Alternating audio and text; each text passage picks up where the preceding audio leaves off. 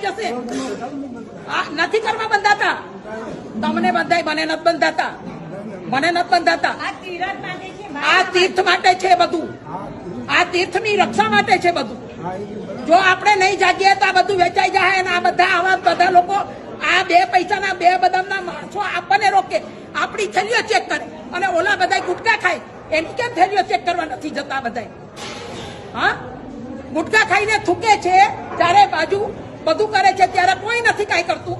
અને આપણે કાંઈ કરવું હોય, આપણું એક બચ્ચું બિચારું ચડતું હોય 6 મહિનાના બચ્ચાને 2 પગથિયા ચડાવતા હોય ને ફોટો કાઢે તો કે નહીં કાઢવાનો?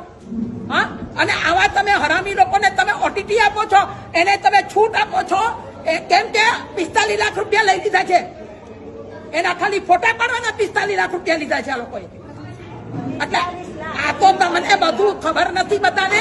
બાકી આ બધા જે કરી રહ્યા છે એ બહુ ખરાબ કરી રહ્યા છે. હું તેમ કહું, બધા જૈનોને આહવાન કરો, બધા જૈનો અહીંયા આવો અને બધા જૈનો આવી આણંદજી કલ્યાણજીની પેઢી પર હલ્લા બોલ કરો અને બધાને નીચે ઉતારીને ઘર ભેગા કરી દો. આ એમના બાપનું તીર્થ નથી, આ અમારું પોતાનું તીર્થ છે. આ પોતાનું તીર્થ છે અમારું. આ માયા વર્ષી તપ છે એટલે આજે વ્યાસનું છે, વ્યાસનું છોડીને અહીંયા આવ્યા છે. અમે અહીંયા આવવાનું કારણ જ આ છે કે કમ સે કમ બધા આવો, આવી અને આણંદજી કલ્યાણજીની પેઢી પર આવો અને આ બધાને રવાના કરો. એના બાપનું નથી આ તીર્થ અમારું છે. મોકલો, બધાને મોકલો, જેટલાને વધારે મોકલાતું હોય એને મોકલી અને બધા આવો, આવી અને આપણા તીર્થની રક્ષા કરો. ખાલી જાત્રાઓ નથી કરવી, ખાલી જાત્રા કરીને કાંઈ નહીં મળે તમને. પણ તમે આ તીર્થની જો રક્ષા કરવા માંગતા હોય તો આગળ પણ બહુ બધા બલિદાન આપ્યા છે. મને બીક નથી, કદાચ મને મારી નાખે તો હું મરવાય તૈયાર છું, હું મરવાય તૈયાર છું મારા તીર્થ માટે. પણ આ નહીં ચાલે. હવે બંધ કરો. બહુ થયું, બહુ થયું. આપણા લોકો, આપણા પૈસા અને આપણે હેરાન થવા.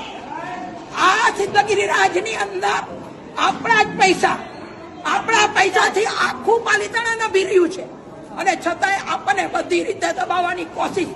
દરેક જગ્યાએ જાઓ, અહીંયા ઉપર આ બાબુના દેરાસરોમાં પણ સ્નાત્ર આદિ લખાવાનું બંધ કરો.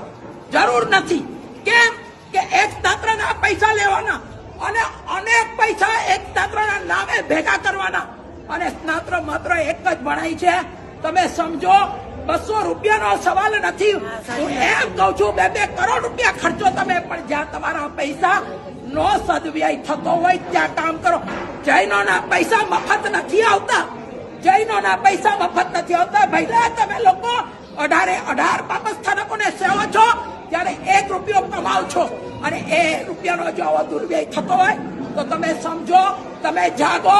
તમે નહીં જાગો, તમને એમ લાગે કે અમને તો લાભ મળ્યો. શું લાભ મળ્યો તમને?